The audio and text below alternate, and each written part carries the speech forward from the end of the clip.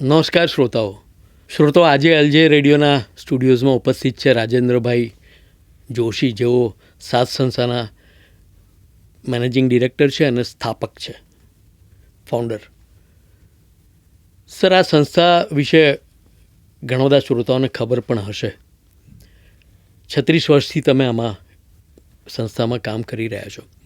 એની શરૂઆતની વાત કરીએ આપણે તો કેવી રીતે, અને આ વિચાર કેવી રીતે આવ્યો તમને કે શહેરમાં કોઈ NGO શરૂ કરવી જોઈએ? બરાબર. એટલે અમે શરૂઆત કરી હતી 1989માં. હવે ત્યારે અમદાવાદમાં મને લાગે છે કદાચ એકાદ એવી સંસ્થા NGO હતી.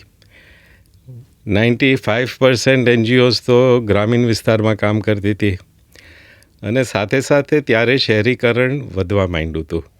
અને જે લોકો શહેરમાં આવતા હતા એ લોકો જે ગ્રામીણ વિસ્તારમાં એ લોકોને કામ ધંધો ના મળે એટલે અમદાવાદ આવે, અને અમદાવાદમાં આવે એટલે એ લોકોને ક્યાં રહેવાનું વગેરે એ ખબર ના હોય, અને એ લોકો પાસે એફોર્ડેબિલિટી ના હોય, પૈસા ના હોય, એટલે એ લોકો ક્યાં રહેવા જાય. અમે જોયું કે એ લોકો સ્લમ્સમાં રહેવા જતા હતા, અને એ હિસાબે સ્લમ્સ વગેરે એ વધારે થવા માંડ્યા, અને ત્યાં આગળ તો કોઈ પ્રકારની સગવડ ના હોય. એટલે પછી અમને એવું લાગ્યું કે આ એક જરૂરિયાત પૂરી કરવાની છે, અને એટલે અમે અમારી NGOએ નક્કી કર્યું કે અમે શહેરી વિસ્તારમાં કામ કરશું. બરાબર છે. પહેલો કાર્યક્રમ કયો હતો સર સંસ્થાનો? અમારો પહેલો કાર્યક્રમ હતો એક સાકલચંદ મુખીની ચાલીમાં, કે જે ચાલી તો પહેલાં બની ગઈ હતી, લગભગ કોઈ મિલ ઓનરે બનાવી હશે 400 કુટુંબ માટે, પણ અમે ત્યાં આગળ ગયા તો લગભગ 800 કુટુંબ ત્યાં આગળ રહેતા હતા. હા, અને ત્યાં આગળ અમે વાત કરી અને ખબર પડી કે એ 800 કુટુંબ વખતેની વચ્ચે 20 જ ટોયલેટ હતી, પબ્લિક ટોયલેટ હતી. તો એ ત્યાં આગળ બહુ મોટો પ્રોબ્લેમ હતો. એટલે અમે ત્યાંના યુવાનો સાથે મળ્યા, નક્કી કર્યું કે આ પ્રોબ્લેમ આપણે સોલ્વ કરવાની ટ્રાય કરે. અને ત્યારે અમને ખબર પડી કે અમદાવાદ મ્યુનિસિપલ કોર્પોરેશનની 80-20ની યોજના હતી કે 80% સબસિડી કોર્પોરેશન આપે. પણ એમાં પ્રોબ્લેમ શું કે પહેલાં તમે બાંધો અને પછી તમને સબસિડી મળે. હવે ત્યારે મને યાદ છે કે એક ટોયલેટ બાંધવાના લગભગ 5,000 રૂપિયા થતા હતા. હવે 5,000 રૂપિયા તો ડાયરેક્ટ ના કાઢી શકે રહેવાસીઓ. એટલે અમે એક બીજી સંસ્થા પાસે ગયા, ઓક્સફાર્મ, અને એ લોકોને કીધું કે તમે અમને એક રિવોલ્વિંગ લોન આપો ટોયલેટ બનાવવાની. તો એ લોકોએ 20 ટોયલેટ બનાવવાની રિવોલ્વિંગ લોન આપી, અને એના દ્વારા પહેલાં ટોયલેટ બનાવે, જે પણ નિયમો હતા મ્યુનિસિપલ કોર્પોરેશનના એ હિસાબે, અને પછી સબસિડી મળે, અને એ પછી લોન કોઈ બીજાને આપવાની. એટલે આમાં બે વસ્તુ થઈ. એક વસ્તુ તો ડેફિનેટલી ટોયલેટ બની, પણ જે બીજી વસ્તુ થઈ, અને એ મને લાગે છે કે બહુ વધારે મહત્ત્વની છે, કે ત્યાંના યુવાનો છે એ લોકો ઇન્વોલ્વ થયા કે એ લોકોનો વિસ્તારમાં વિકાસ કેવી રીતે લાવો. વિકાસ તો એ લોકોને કરવો હતો, પણ કેવી રીતે થાય. તો આ જે આખી એ લોકોએ ટોયલેટની સ્કીમ કરી, લગભગ 1.5 વર્ષમાં દરેક ઘરમાં ટોયલેટ આવી ગઈ હતી. એના દ્વારા એ લોકો મેનેજમેન્ટ શીખ્યા, લીડરશિપ શીખ્યા, કોમ્યુનિકેશન શીખ્યા. હા, તો એના દ્વારા એ લોકોને ઘણી બધી કોન્ફિડન્સ આવી ગઈ, અને પછી વિસ્તારના લોકો એ લોકો ઉપર આમ લીડર્સની જેમ જોવા માંડ્યા. અને પછી યુવાનોએ એક મંડળ બનાવ્યું, એકતા યુવક મંડળ, જે હજી એનું કાર્ય ચલાવે છે. બરાબર છે. એટલે આ રીતે પેલી જોત સે જોત જલે એની જેમ કે બધા બરાબર અંદર જોડાતા ગયા, અને એ રીતે આ કામ આગળ વધતું ગયું. બરાબર. હવે સાથનો ધ્યેય સમાનતા આધારિત જીવન પરિબળોનું નિર્માણ કરવાનું, એટલે ઇક્વિટેબલ, જેને કહેવાય કે લિવિંગ એન્વાયરમેન્ટ. બરાબર. આ ઉદ્દેશને વ્યવહારમાં, એટલે આમ પ્રેક્ટિકલી એને કેવી રીતે એને એક્ઝિક્યુટ કરવામાં આવ્યો? બરાબર. એટલે આમાં હવે હું તમને એક બીજો દાખલો આપું. આ બહેરામપુરા સાકલચંદ મુખીની ચાલીની મેં વાત કરી. પછી અમે એક ગુપ્તાનગર કરીને વાસણા પાસે છે, ત્યાં આગળ ગયા, અને ત્યાં આગળ લગભગ 13 જુદી જુદી કોમ્યુનિટીઝ રહેતી હતી, જુદી જુદી રીતે by way of caste, by way of એ લોકોનું જોગ્રાફિક ઓરિજિન, એટલે મહારાષ્ટ્ર, રાજસ્થાન, જુદા જુદા, હા, અને ત્યારે તો મુસ્લિમ્સ પણ હતા, હા, એટલે એવી રીતે 12 જુદી જુદી કોમ્યુનિટીઝ હતી. તો બેઝિકલી જે વિસ્તારમાં જે મેઇન જરૂરિયાત હતી જ પાણી, ગટર, લાઇટ વગેરે, હા, એ પૂરી કરવા માટે એક અમે વિમેન્સ ઓર્ગેનાઇઝેશન પ્રમોટ કર્યું, સખી મહિલા મંડળ. અને એ સખી મહિલા મંડળમાં મેં કીધું ને 12 જુદી જુદી કોમ્યુનિટીઝ, એના બહેનો આ સખી મહિલા મંડળમાં જોડાના. અને પછી એ મંડળ દ્વારા અવેરનેસ આવી, ખબર પડી, હા, કે જે બહેનોના ઇશ્યુઝ છે એ બધા બહેનોના સરખા ઇશ્યુઝ છે. તમે હરિજન હો કે મારવાડી હો કે રબારી હો વગેરે. બરાબર. તો એ એક રિયલાઇઝેશન આવ્યું.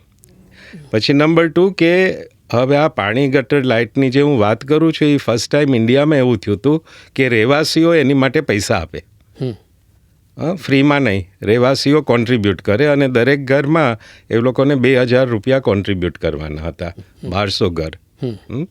તો આ સખી મહિલા મંડળ છે, એ લોકોએ જ, બહેનોએ જ એ લોકોના હસબન્ડ્સ વગેરે એને કન્વિન્સ કર્યા કે આ 2,000 રૂપિયા આપવા જોઈએ અને આપણને આ સગવડ મળી જાય. એટલે આમાં શું આપણે જોઈ શકીએ છીએ? એક તો કે આજે મેં 12 કોમ્યુનિટીઝ કી, ઇટ વોઝ ઇન્ક્લુઝિવ, કે એમાં એવું નહોતું કે કોઈને નહીં લેવાના, બરાબર છે, બધાને લેવાના, બધાના સહકારની વાત હતી, બધાના ફાયદાની વાત હતી, હા, અને બધાને સરખી સગવડ મળે, બરાબર છે, હા, અને બધાને સરખી રકમ આપવાની રહે, હા, એવું નહીં કોઈ વધારે આપે, ઓછી આપે વગેરે. તો એ આપણે કહી શકીએ કે ઇન્ક્લુઝિવ એપ્રોચ કેવો, બરાબર છે, example of an inclusive approach. Right. સમુદાય સાથે કામ કરવાનું મને લાગે કે તમને પહેલેથી વધારે સરસ રીતે સાથ કામ કરી રહ્યું છે આમાં. બરાબર. બરાબર છે. હવે સમુદાયના લોકો પોતાના વિકાસ કાર્યોમાં કેવી સક્રિય રીતે જોડાતા રહે છે? બરાબર.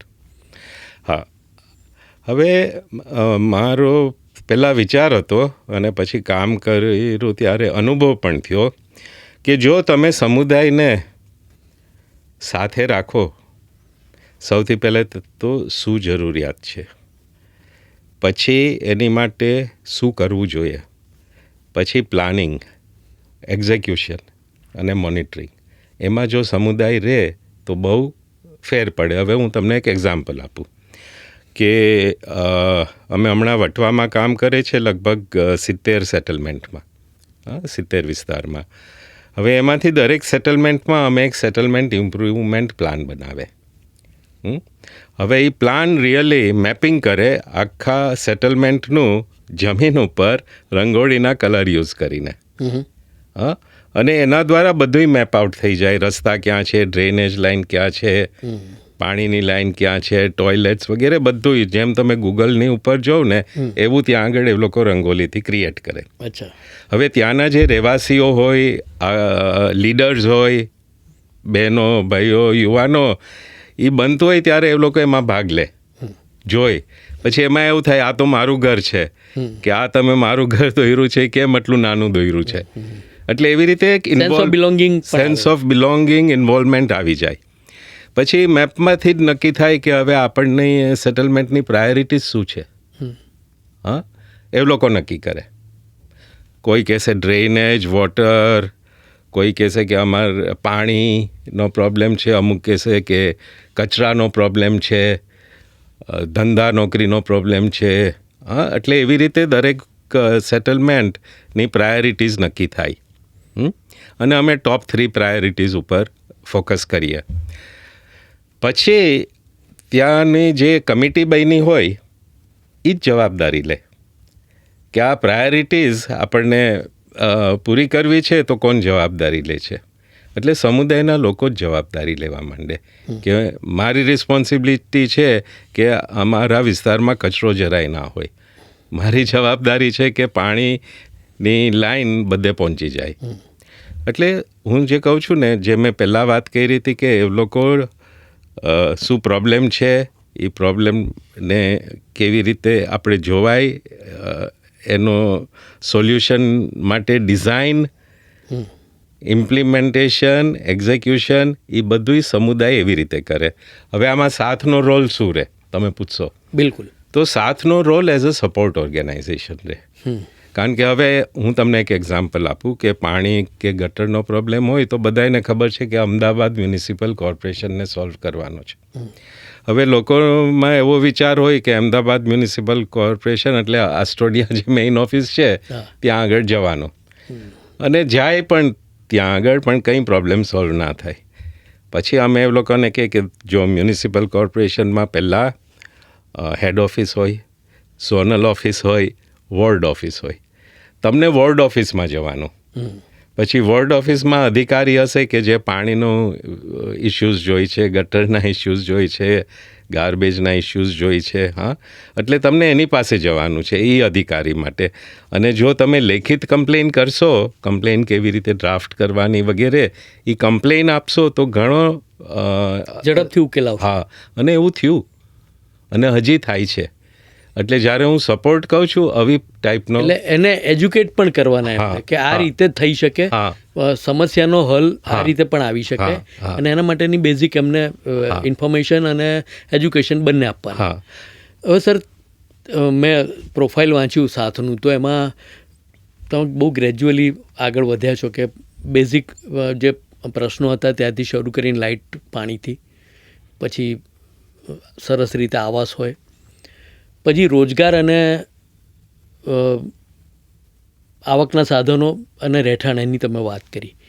એ તમારો એક બહુ સરસ કાર્યક્રમ હતો ઉમ્મીદ. એ કેવી રીતે તમને ફ્લોટ કરવામાં આવ્યો? શ્યોર. હવે બીજી એનજીઓઝની જેમ સાથે પણ જ્યારે આપણે આ લાઇવલીહુડ્સ, કમાણીના સાધન, એની ઉપર કામ કર્યું, શરૂઆત કર્યું, તો અમે સિલાઈની ક્લાસીસ, પાપડ બનાવવાની વગેરે વગેરે એક્ટિવિટીઝ કરી. અને એમાં અમને જરાય સફળતા ના મળી. કારણ કે બનાવી તો સારું, પણ એને માર્કેટિંગ કોણ કરે વગેરે. હવે ત્યારે તમે જો આ મેં પ્રોગ્રામ શરૂ કર્યો તો લગભગ 1995માં, અને 1991માં ઇન્ડિયામાં ઇકોનોમિક રિફોર્મ્સ ચાલુ થયા. યસ, બરાબર. એના પછી અમે જોયું કે જે આપણે સર્વિસ ઇન્ડસ્ટ્રી કે મેન્યુફેક્ચરિંગ ઇન્ડસ્ટ્રી જોઈએ તો એમાં એન્ટ્રી લેવલ જોબ્સમાં ઓપોર્ચ્યુનિટીઝ ઘણી બધી હતી. અને આપણી એડ્યુકેશન સિસ્ટમ એવી છે કે ગ્રેજ્યુએટ્સ અને એ પ્રોડ્યુસ કરે. હવે જે આપણે એન્ટ્રી લેવલ જોબ્સ કે છે તો એમાં ગ્રેજ્યુએટ્સને ઇન્ટરેસ્ટ નહોતો. પણ અમારા જે યુવાનો જેની સાથે અમે કામ કરતા હતા એ લોકોએ 10 ધોરણ 12 ધોરણ સુધી ભણ્યા હોય, કદાચ ફેલ પણ થયા હોય, they were rightly suited for that job. તો ઉમ્મીદમાં મેં શું એક 3 મહિનાનો ટ્રેનિંગ પ્રોગ્રામ બનાવ્યો. તો એમાં 4 મેઇન વસ્તુ હતી, કોમ્પોનન્ટ્સ આપણે કહી શકીએ. એક તો કે એક સ્કિલ એ લોકો શીખે. ફોર એક્ઝામ્પલ ટેલિકોલિંગ, કોલ સેન્ટર માટે કામ કરવાનું, સેલ્સનું, જુદી જુદી પ્રકારના એન્ટ્રી લેવલ જોબ્સ લોજિસ્ટિક્સમાં હોઈ શકે, તો એક ટેકનિકલ કોમ્પોનન્ટ. બીજું કમ્પ્યુટર અવેરનેસ અને બેઝિક કમ્પ્યુટર કેવી રીતે ચલાવાય. ત્રીજું બેઝિક સ્પોકન ઇંગ્લિશ. અને ચોથું, અને મને લાગે છે સૌથી અગત્યનું હતું, લાઈફ સ્કિલ્સ. કે કોન્ફિડન્સ આવે, વાત તમે કેવી રીતે કરો, કેવી રીતે તમે ડ્રેસઅપ કરો, વગેરે વગેરે. એ 4th કોમ્પોનન્ટ હતું. 3 મહિનાનો કોર્સ. એમાં જે 2 મહિના તમે કહી શકો ક્લાસરૂમ છે, અને ત્રીજો મહિનો છે ઓન ધી જોબ ટ્રેનિંગ. હવે આમાં જે ફેકલ્ટી હતા, ઓફકોર્સ મેઇન ફેકલ્ટી તો હતા જ, પણ અમે ઘણા બધા ગેસ્ટ ફેકલ્ટીને બોલાવે જે ઇન્ડસ્ટ્રીમાં કામ કરતા હોય. એટલે એ લોકો પ્રેક્ટિકલી બતાવે કે શું થશે. ફોર એક્ઝામ્પલ અમે ક્રોમામાંથી કોઈને બોલાવે, વિજય સેલ્સમાંથી બોલાવે, કે જ્યારે તમે સેલિંગ કરો તો શું થવાનું છે, એવી રીતે કોલ સેન્ટરમાં. આમાં સાથનું કામ શું હતું? સૌથી પહેલાં મોબિલાઇઝેશન, કે એવા યુવાનોને આઈડેન્ટિફાઈ કરવા, બોલાવવાના, અને પછી ટ્રેનિંગ, અને છેલ્લે પ્લેસમેન્ટ. તો ત્યારે પ્લેસમેન્ટ અમારું લગભગ 80% થતું હતું. આજે કદાચ 60% કે એટલું જ થાય છે, પણ ત્યારે 80% જતું હતું. અને આખો પ્રોગ્રામ અમે અમદાવાદ મ્યુનિસિપલ કોર્પોરેશન સાથે કર્યો, કે જેમાં અમદાવાદ મ્યુનિસિપલ કોર્પોરેશન અમને જગ્યા આપે, કારણ કે ઘણી બધી જગ્યા હોય. સ્કૂલ હોય તો સાંજે સ્કૂલ ફ્રી હોય, સ્કૂલના અમુક રૂમ્સ ફ્રી હોય, એટલે મ્યુનિસિપલ કોર્પોરેશન અમને જગ્યા આપે. અમારું કામ મેં કીધું મોબિલાઇઝ કરવાનું, ટ્રેન કરવાનું, પ્લેસ કરવાનું. અને એક ત્રીજી એજન્સી હતી કે જે આની માટે ફંડિંગ કરે. આમાં વેરી ક્લિયર કે જે લોકો આ યુવાનો જે આ ટ્રેનિંગમાં આવે છે એ લોકોને 500 રૂપિયા આપવાના, મફતમાં નહીં. કારણ કે હું બહુ માનું છું કે મફતની વસ્તુ એપ્રિશિએટ નથી થતી, અને એ આપણની જાતને એવી રીતે સોર્ટ ઓફ આપણની સેલ્ફ એસ્ટીમ લો કરે છે. હું એવી એક વ્યક્તિ છું કે જેને મફતની મદદની જરૂર છે. બરાબર છે. તો એવી રીતે કર્યું, અને પછી એટલું સક્સેસફુલ હતું કે ગુજરાત સરકારે કીધું કે હવે આ એક્રોસ ગુજરાત કરવાનું છે. હા, તો સેમ મોડલ લગભગ અમે મને લાગે છે કે કદાચ 40 જેટલા શહેરોમાં, મોટા નાના શહેરોમાં આ ઉમ્મીદ પ્રોગ્રામ અમે ચલાવ્યો. અને એના દ્વારા લગભગ 2 લાખ યુવાનો હશે કે જેને નોકરી અમે ટ્રેનિંગ કરી, અને એમાંથી 80-85% લોકોને નોકરી મળી. તો આ હતો ઉમ્મીદ પ્રોગ્રામ. બહુ સરસ. મિત્રો, આપણે રાજેન્દ્ર જોશી સાથે વાત કરી રહ્યા કે જેઓ 7 સંસ્થા ચલાવી રહ્યા છે ઘણા વર્ષોથી બહુ સફળતાપૂર્વક. સર, એક સવાલ એવો થાય કે આપણા દેશમાં આરોગ્ય અને શિક્ષણ એ 2 મૂળભૂત સમસ્યાઓ જ રહી છે અત્યાર સુધી, આટલા વર્ષો પછી પણ. એ ક્ષેત્રમાં કંઈ કામ સાથે કરેલું? હા, હવે જ્યારે આપણે એડ્યુકેશનની વાત કરીએ તો અમે જોયું કે અમે જે સ્લમ વિસ્તારમાં કામ કરતા હતા ત્યાં આગળ છોકરાઓ સ્કૂલે જાય, પણ પછી 4થા, 5મા, 6ઠ્ઠા ધોરણ સુધી પહોંચે અને ડ્રોપ ઓફ થઈ જાય. હવે એમાં અમે થોડું ઊંડાણમાં ગયા અને ખબર પડી કે દે કુડ નોટ કોપ, કે જે સિલેબસ વગેરે હોય they could not cope with it. હવે બીજું ઇસ્યુ શું છે કે એના પેરેન્ટ્સ કોઈ દિવસ સ્કૂલે નહીં ગયા હોય, એટલે એ લોકોને ખબર નથી કે અમારા છોકરાને અમને કેવો સપોર્ટ આપવો જોઈએ. કે એ ઈચ્છા તો બધાયની હોય કે મારો છોકરો સારી રીતે ભણે, બરાબર, હા, પણ કેવી રીતે રસ્તો ના ખબર હોય. એટલે અમે નક્કી કર્યું કે અમે બાલઘર કરશું, એટલે 3 થી 5 વર્ષ, હવે 6 વર્ષના બાળકો માટે. અને ત્યાં આગળ એ લોકોને ફાઉન્ડેશનલ એડ્યુકેશન બરાબર જોશું. એક અમે મોન્ટેસરી મેથડ વેલ નોન છે કે સર્વાંગી વિકાસ થાય, ઇન્ટિગ્રેટેડ, એકલું લખવા વાંચવાનું નહીં, પણ એમાં ઘણી બધી. એટલે પછી અમે જોયું, અને આ પ્રોગ્રામ અમે લગભગ 30 વર્ષથી ચલાવીએ છીએ, તો અમે જોયું છે કે આ છોકરાઓ પછી જ્યારે સ્કૂલે જાય છે તો એ લોકો 10મા 12મા ધોરણ સુધી they study, many have gone ahead, so it makes a big difference. બરાબર છે. સર, તમારો કોમ્યુનિટી રિસોર્સ સેન્ટર જે છે એ ખૂબ સરસ રીતે કામ કરે છે. જી. આની પાછળનો વિચાર શું હતો? બરાબર. હવે મેં જ્યારે તમને અમારા 2 પહેલાં પ્રોગ્રામની વાત કરી, પેલું જે બહેરામપુરા, સાકલચંદ, ગુપ્તાનગર, તો ત્યાં આગળ મેં વિચાર્યું કે સાથનો રોલ શું છે.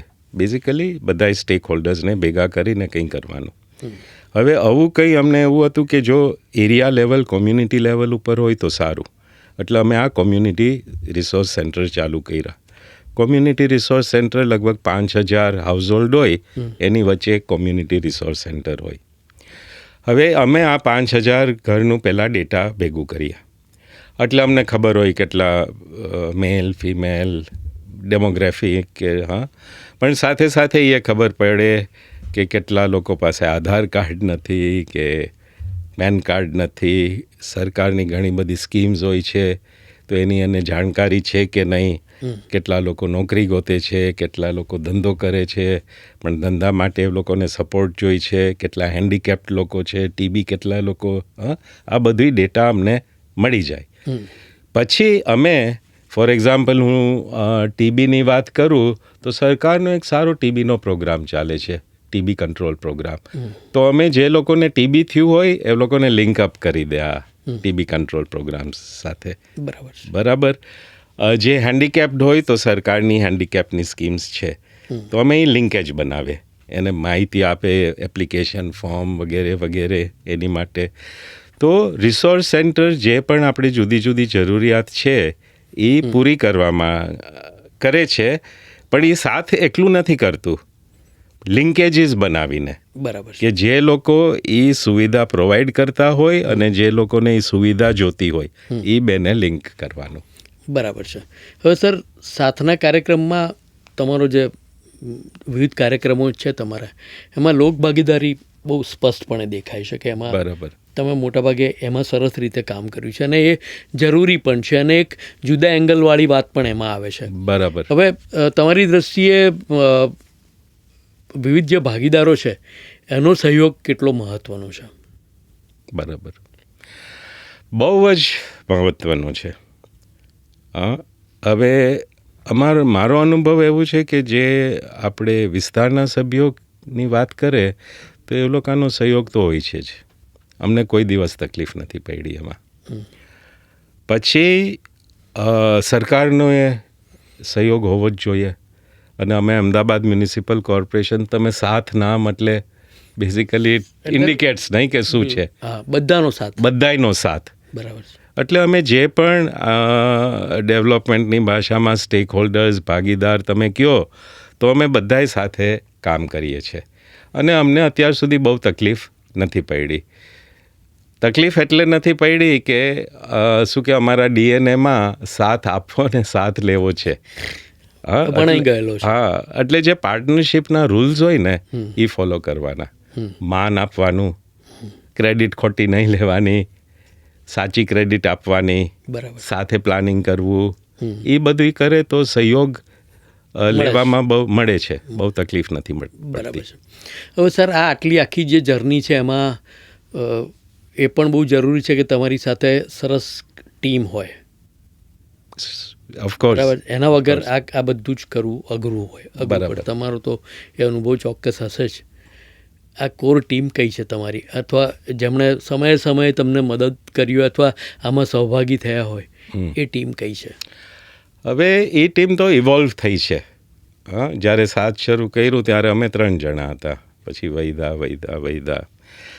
હવે હું આને જો કેટેગરીમાં વાત કરું તો 2 કેટેગરી આપણે બનાવે. એક તો કોમ્યુનિટીમાંથી. આજે તમે સાથમાં અમારા લગભગ 150 ટીમ મેમ્બર્સ છે, તો 60% કોમ્યુનિટીમાંથી આવે છે. હા, બરાબર. અને પછી મારા જેવા નોન કોમ્યુનિટી ટીમ મેમ્બર્સ પણ હોય. હવે આમાં એ જોવાનું છે કે એક બેલેન્સ જળવાય, કોમ્યુનિટી નીડ્સ વગેરે વગેરે એ પૂરી થાય, પણ એની માટે જે એક્સપર્ટીઝ જોઈ એ નોન કોમ્યુનિટી પ્રોવાઈડ કરે. એકચ્યુઅલી આમાં એવું છે કે જે મેં પહેલાં વાત કરી કે સેટલમેન્ટ ઇમ્પ્રુવમેન્ટ પ્લાનની વાત કરી, તો સાથ ઇમ્પ્રુવમેન્ટ પ્લાનની વાત કરે તો everybody is involved in it. Yes. So it is owned by everybody. અને ઓફકોર્સ જે આપણે વેલ્યુઝ કે રિસ્પેક્ટ, ઇન્ટેગ્રિટી, ઓનેસ્ટી, ટ્રાન્સપેરન્સી વગેરે, એ કલ્ચર અમે બનાવ્યું છે અને એના દ્વારા અમે જોયું છે કે ટીમ્સ મજબૂત બને છે, એકબીજા સાથે કોમ્યુનિકેટ કરે છે. અને છેલ્લા 36 વર્ષમાં આઈ થિંક અત્યારે અમારી જે ટીમ છે તો લગભગ 40% તો એવી હશે કે જે 30-25 વર્ષથી અમારી સાથે છે. એટલે I agree with you, the team has to be strong. Yes. અને ટીમ, મને લાગે છે કે જો સારું કલ્ચર હોય ને, સારો માહોલ હોય તો ઘણો ફેર પડે છે. બિલકુલ. મિત્રો, આપણે રાજેન્દ્રભાઈ જોશી સાથે વાત કરી રહ્યા છીએ સાથ સંસ્થાના. સર, એક સવાલ એવો થાય કે આપણે રેડિયો એલજે અને સાથ એક નવી ભૂમિકા પર આવી રહ્યા છીએ. આપણે એક MOU સાઇન કર્યો છે અને આવનારા સમયમાં આપણે ઘણા કાર્યક્રમો આ મુદ્દે કરીશું. અમારા શ્રોતાઓ પણ એમાં જોડાશે. તમે અમારા યુવા શ્રોતાઓ પાસેથી શું અપેક્ષા રાખો છો? આ હું બે રીતે કહી શકું. એક એવું છે કે મેં જોયું છે કે યુવાન એવું સોર્ટ ઓફ હમણાંના સમયમાં એવું છે કે મારે શું, I don't care, I am not involved. એક એવી એટીટ્યૂડ છે. અને બીજી એટીટ્યૂડ મેં જોયું છે કે યસ, આઈ કેર, આઈ વોન્ટ ટુ ગેટ ઇન્વોલ્વડ અને હું કંઈ કરી શકું. એવા ઘણા બધા મેં જોયા છે. બરાબર છે. એ લોકોને શું હોય છે કે શું કરીએ અમે. વિકાસ તો બધાયને જોઈ છે, ગ્રોથ તો બધાયને જોઈ છે, પણ આઈ થિંક ચેલેન્જ ક્યાં આવે છે કે અમે એઝ એન ઇન્ડિવિજ્યુઅલ હું શું કરી શકું. અને મને લાગે છે કે આપણની પાર્ટનરશિપ થ્રુ સાથના દરવાજા ખુલ્લા છે કે કોઈ પણ યુવાનો હોય, તમારા લિસનર્સ હોય, એને એવું લાગે કે નહીં મને કંઈ કરવું છે, I want to bring about change, I want to be a change maker, તો Saath will provide that platform to them. હા, બિલકુલ. અને તમારું એઝ રેડિયો એલજે તમે શું થઈ શકે, શું પોસિબિલિટીઝ છે, અને એન્ડલેસ પોસિબિલિટીઝ છે, એ આઈ થિંક આ મીડિયમ દ્વારા આપણે આપણના શ્રોતાઓને બતાવી શકશું. મિત્રો, તમે એટલા ટેકનોસેવી તો છો જ કે અમારે તમને કોઈ નંબર નહીં આપવો પડે.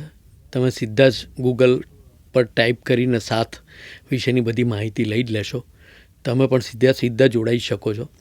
સર, એક સવાલ પર્સનલ છે, તમે અનુમતિ આપો તો હું પૂછું? પ્લીઝ.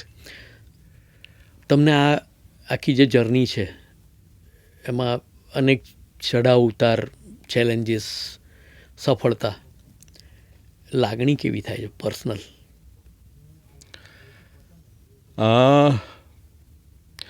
હું કહું તો રાતે ઊંઘ સારી આવે છે, બહુ સેટિસ્ફેક્શન છે. At the end of the day એવું લાગે કે નહીં, we have made a difference in the lives of so many people in so many ways. કે જે હું માનું છું કે બહુ ઓછા એવા જોબ્સ હશે, એવું કામ હશે કે જે આટલો બધો આપણને ચેન્જનો ઇમ્પેક્ટ દેખાડી શકે. બરાબર છે. એટલે રિયલી લાગણી છે ઓફ સેટિસ્ફેક્શન. રાઈટ.